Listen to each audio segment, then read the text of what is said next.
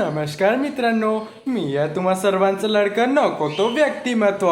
आज आपण सगळे नको त्या गोष्टींमध्ये तयार करणार आहोत पावभाजी.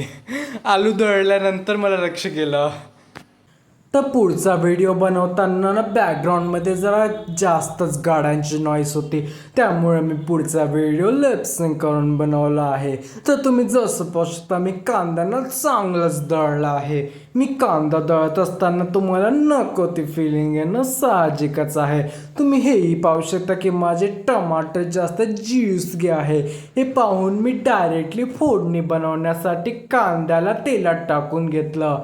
आणि पुढचा व्हिडिओ बनवताना थोडं रिस्की होतं, कारण एका हातात फोन दुसऱ्या हातात गॅस त्यामुळं मी डायरेक्टली भाजीच्या नावाखाली पातळ संडास तयार करून टाकली.